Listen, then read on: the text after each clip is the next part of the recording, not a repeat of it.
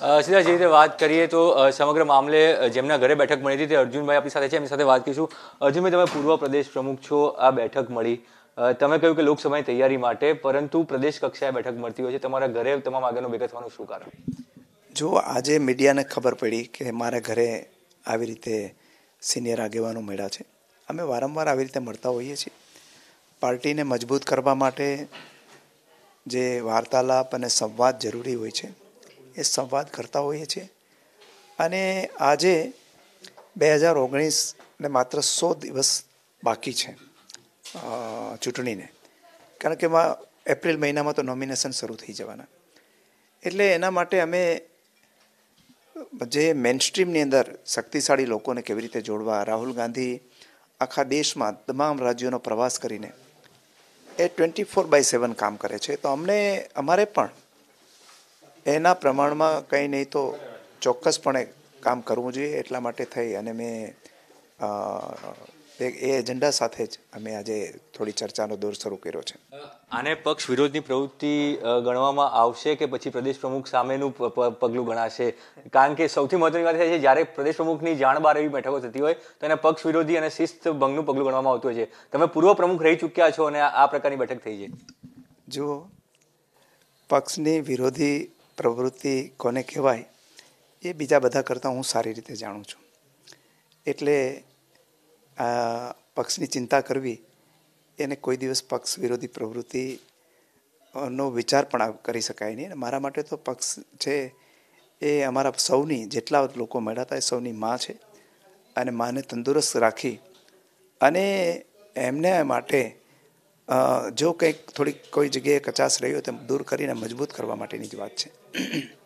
પ્રદેશ પ્રમુખને શું આ બેઠક વિશે જાણ હતી?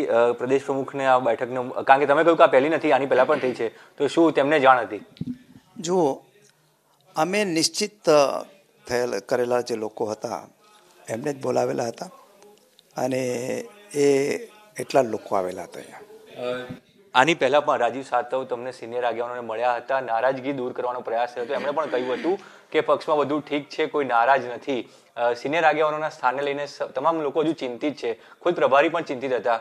તો શું સિનિયર આગેવાનોને મહત્વપૂર્ણ સ્થાન માટેની આ કવાયત છે કે પછી પક્ષ ફક્ત મજબૂત કરવા? નહીં, આમાં સિનિયર આગેવાનોનો સવાલ જ નથી. આમાં જે આગેવાનો હતા, મહત્વના આગેવાનો હતા, એમાં યુવાનો પણ હતા અને વડીલો પણ હતા, અને જે મધ્યમ કક્ષાના આગેવાનો કહેવાય એ પણ હતા. તમામ પ્રકારના લોકો હતા, અને એમાં નારાજગી કરતાં હંમેશા ચિંતન, પાર્ટીની અંદર ચિંતન અને સંવાદ થતો રહેવો જોઈએ, એના ભાગરૂપે અમે આજે મળ્યા હતા. તમારે આ બેઠક બોલાવી પછી શું પાર્ટીમાં ચિંતન અટકી ગયું છે કે બંને યુવા નેતૃત્વ એ ચિંતન નથી કરી શકતા? અમને રાહુલજીએ પણ અમને બધાને બોલાવેલા અને ત્યાં પણ ચિંતન કરેલું હતું.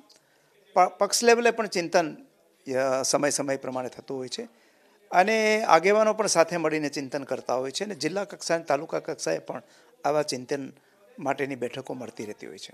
આગામી દિવસોમાં પણ આવી બેઠકો ચાલુ રહેશે, એનો મતલબ એવું સમજવું? કોંગ્રેસની બેઠકો હંમેશા ચાલુ જ રહેતી હોય છે, અને કોંગ્રેસનો કાર્યકર્તા છે એ 2-5 કલાકનો નહીં, 24/7 કાર્યાલયની બહાર તમારા ઘરે અથવા ખાનગી સ્થળે હજુ નહીં. અમે આની પહેલાં પણ દરેક આગેવાનોને ઘરે અલગ અલગ વખતે મળ્યા છીએ. ભૂતકાળની અંદર પણ મળ્યા છે. હું પ્રદેશ પ્રમુખ હતો ત્યારે પણ મળતા હતા, અને અત્યારે પણ મળતા રહીએ છીએ, અને ભવિષ્યમાં મળતા રહીશું. Thank you. અર્જુનભાઈ, એક મુદ્દો એ પણ આવી રહ્યો છે, તમે, સિદ્ધાર્થભાઈ, તુષાર ચૌધરી હતા, ભરત સોલંકી લોકસભા લડી રહ્યા છે, એ પણ સિનિયર આગેવાન છે, એ કેમ હાજર નહોતા? એ તમે ભરતભાઈને પૂછી જોજો. અમે તો અહીંયા જેટલા આગેવાનો અવેલેબલ હતા એટલા જ મળ્યા છે આજે.